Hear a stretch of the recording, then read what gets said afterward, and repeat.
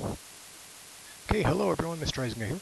Now that we've got our egg launchers done, I want to go ahead and show you a set of sample calculations, how you might go through and figure out the muzzle velocity of your egg, the angle that it was launched, and how high the egg went. So here we have a student that had a successful launch, and I'm going to show you a quick video of that in real time. So here was the launch, went up to a certain height, landed, and everything was really successful. Here's a still frame for you.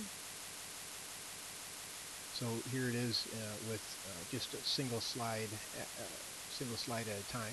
You can see the egg is rising, slowing down as it goes up, reaches its apex right around there, starts to fall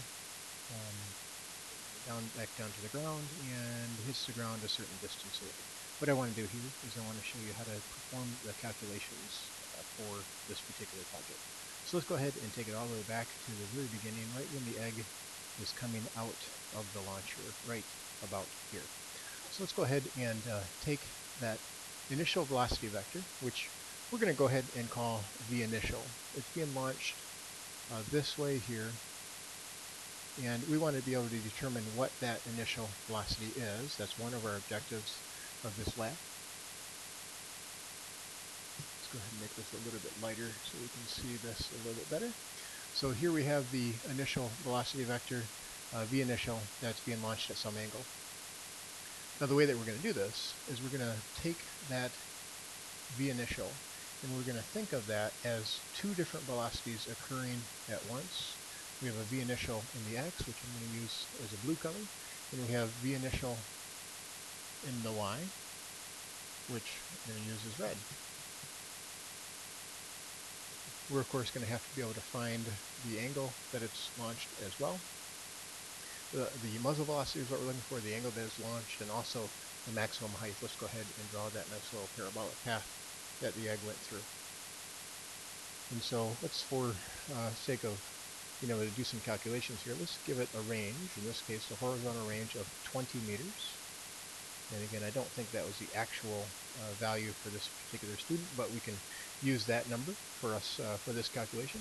And let's give it a delta t of, let's say, 2.8 seconds for this particular example. Now again, the range, we've been calling the range delta x when we go to use our equations. We could use the horizontal range formula for this as well, since it's launched it launches and lands at the same elevation. But in this case, I'm going to go ahead and show you how to do this using components. The first one that's fairly easy to calculate is just VIX. VIX is just simply delta x over delta t. The egg traveled 20 meters horizontally, and it did that in 2.8 seconds. So we can find VIX rather easily here. And that just turns out to be about 7.14 meters per second. Now for VIY, it's a little bit harder to do. VIY, what I'm going to do is I'm going to take the time interval to be only from the launch up until the very top. So I'm going to use that the time to the top is only 1.4 seconds. But what's nice about that is I know that the final velocity in the y at the top is 0. And that makes it a little bit easier for me to be able to determine the initial launch velocity VIY. I'm going to go ahead and use this equation.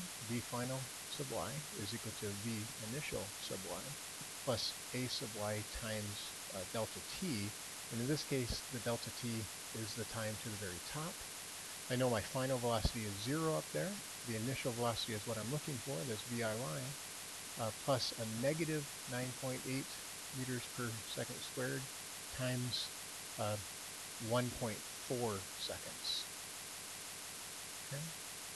Let's go ahead and solve that for VIY. VIY then would be equal to, I'm getting 13.7 meters per second, 13.72 if I used extra sig figs.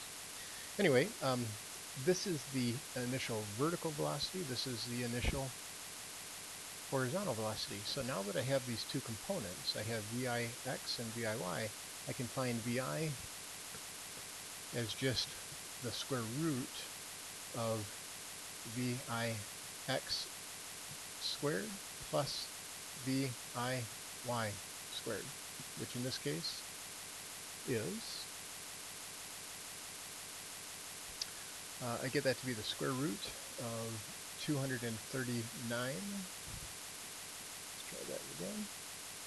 239 meters squared per second squared, which would be about 15.5 meters per second. So that is the muzzle velocity. The other thing I want to do is I want to be able to determine the angle theta. Well, the angle theta can be found by using the arctangent function, or the inverse tangent function, as many of you would call it. In this case, the inverse tangent, the opposite side to theta is VIY. Even though we've drawn it over here, we can think of it as over here as well. So we're just sliding that vector over. Well, VIY we said was 13.7 meters per second.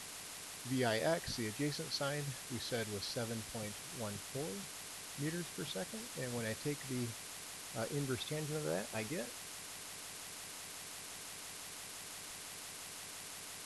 a launch angle of about 62 degrees. So that is the angle that is launched. And finally, the last thing I want to do is I want to determine the maximum height. Well, the maximum height, I'm going to go ahead and just use my favorite equation in all of this is this equation here. V final y squared is equal to V initial y squared plus 2a sub y delta y.